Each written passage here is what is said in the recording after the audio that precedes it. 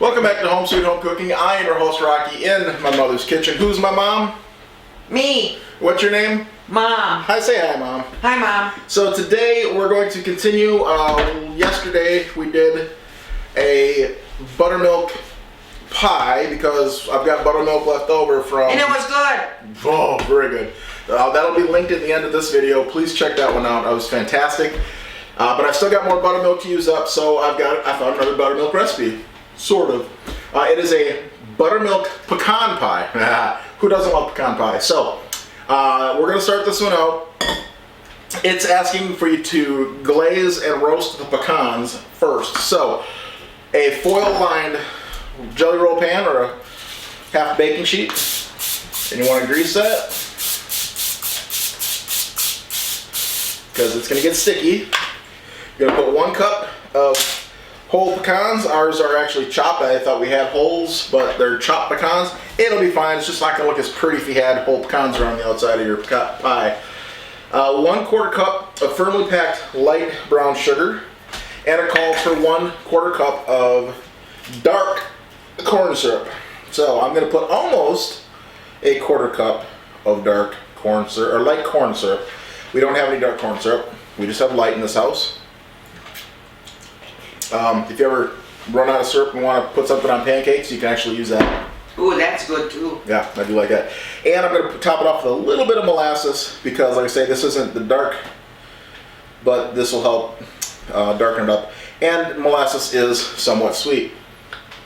And if you never put molasses on pancakes, I like that too. And oh wow, that's kind of cool the way it sinks into there.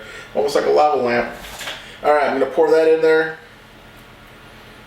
and give that a good stir. I want to make sure that the sugar and the syrup is coating all the pecans as best as I can. And then you're just going to spread them out on the sheet. The oven is preheating to 350 as I do this. I got to remember to turn it down because 350 is just to glaze your nuts. And then you got to turn it down to 325. Quit laughing, Mom. They caught it. Then you got to turn it down to 325 for the pie. So I'm going to put the nuts onto the sheet, and I'm going to spread them out a little bit. And once these are spread out, I'm going to get it in the oven, and you're going to stir it every 4 minutes for 12 to 15 minutes. And when that is done, we'll be back for part 2 of the recipe. There's going to be a few parts to this one, so I'll be back in just a bit. It's been 12 minutes. My nuts are glazed. It's time to get my nuts cooled off. My mom's a pervert. So, I'm going to take the nuts off the foil, transfer them to a piece of wax paper, and then as they cool, they need to be kind of cooled completely. You're just going to stir them as they cool to break the nuts apart into individual pieces. This is kind of like praline or praline, depending on how you decide you want to pronounce it. Candied, sugared, whatever you want to call it. But it's going to give the nuts that darker, little bit sweet, and because I use a little bit of molasses, it's going to give it a little bit of a bitter flavor actually, which is fine because the rest of the pie is so sweet, I think it can handle it. Alright, so I'm going to get these spread out. Luckily for me, we got snow last night in Alabama, a little bit, so it is 40 degrees outside. I'm going to put these, spread them out, take these outside and put them out on the back porch as they cool, and I'll just continue to break them apart, and when they're completely cool, we'll come back and make the rest of the pie. I also need to mention that when I did the buttermilk pie in the last video, the recipe that I used to make the homemade crust makes 2, so you can either have a 1 pie with a lid, a covered pie, or 2 open pies. So I had an extra pie crust that we just covered with foil and put in the fridge overnight, and we've got that pie crust ready to go. So I'm going to get these outside to cool off, get them broken down into individual pieces, and we'll be back in just a moment. Okay, my nuts are completely cooled. It's time to continue. My mom's over there smiling, trying not to giggle. What are you, a 10-year-old schoolgirl? Come on now. No, I'm 16, remember? Yeah. Okay, so the rest of the ingredients get all thrown together. It's pretty simple. It is going to be, get the recipe up here. Mama.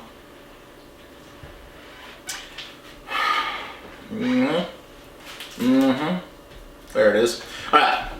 Make sure I get the right amounts. We have 1.5 cups of sugar, just white granulated sugar.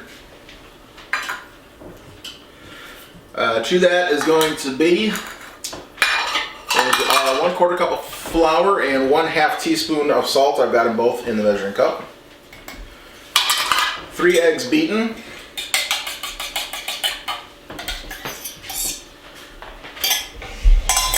1 stick, 8 tablespoons of butter melted. And then 1 cup of today's star ingredient, the buttermilk. And y'all thought pecans were the star ingredient of this pie. Well, they kind of are. They're pretty good. They almost have that Cracker Jack flavor to them. All right, 1 cup of the buttermilk. And lastly, 1 teaspoon of vanilla. I'm just going to get this whisked together real quick. Set it my way. And like I said, this is a kind of a custard. Most or all your pecan pies are a custard kind of pie. That's why you got your eggs, your milk, your sugar. And I just want to stir, whisk it together until that sugar gets mostly dissolved. And you can use a hand mixer if you want. I did yesterday for the buttermilk pie. This just proved that you don't need it for a custard. And you'll feel it with the whisk. You'll feel it when the sugar stops grating and gives that crushing sound as it stirs, which it is now, like, all I'm hearing is the whisk onto the side of the bowl, so the sugar is pretty much all gone. And did it say to pre-bake this pie shell or not? I don't think it does. Otherwise it would burn around the edges. So get the plastic wrap off.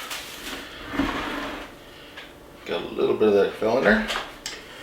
Put that in my 9-inch pie shell, and if it's too much, I'm not going to overfill it. We just cleaned the oven yesterday, smoked ourselves out of the house.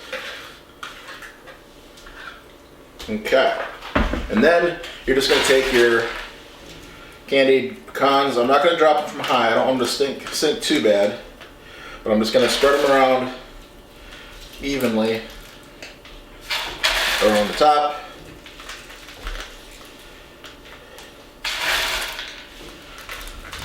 I'm going to preheat the oven to 325.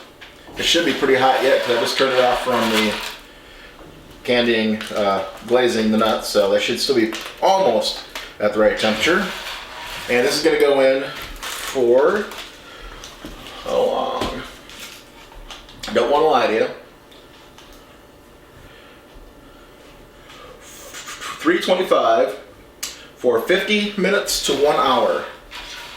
And at that point, it has to cool down completely. It says at least let cool on a wire rack before serving at room temperature. So we're gonna have to get this in, get it cooled, and we're probably not gonna get a taste of it until after we get Dad back from dialysis. So we'll get a taste today after dialysis. So we're gonna get this in the oven, and we'll be back when it's time to have the taste test.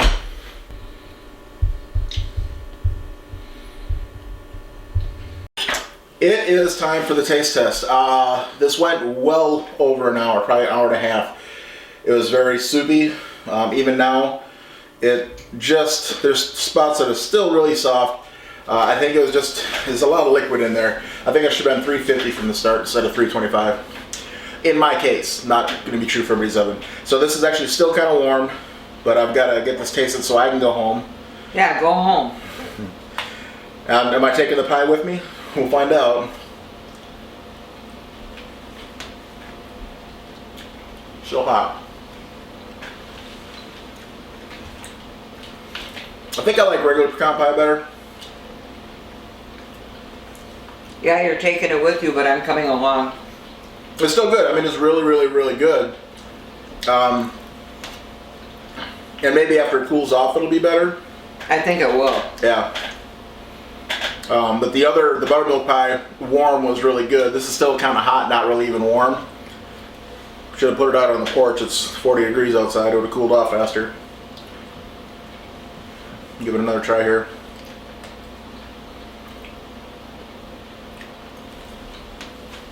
I mean, I do like it. It's kind of like that buttermilk pie, but it's got pecans on top. It's not, when you think of pecan pie, this is that sweet, gooey kind of base. This is not it. This is more like a buttermilk pie with pecans in it, would you say? Mm-hmm. But because we both love that buttermilk pie, we both think this is still really good. So yeah, I think it's a winner. Just I think I would rather have either a pecan pie or a buttermilk pie, one or the other. Or both. This is both. That's what I'm saying. It's I mean, you're getting both worlds put together. I do like it, and I'll probably have it again. I'll have to tweak the recipe a little bit to see if I can get it to cook better, so it's not as long in the oven. It didn't burn the outside. The outside of the crust is still very, very tender. I mean, I can just, it falls right apart. I'm amazed for as long as it was in there that the crust didn't burn or something. Yeah, I was surprised that it was 325 for most of the time. Right. So I give this a thumbs up, regardless of the fact that it's not. It took a little while, but it still tastes great. That's what it's about. That's why it's got a thumbs up.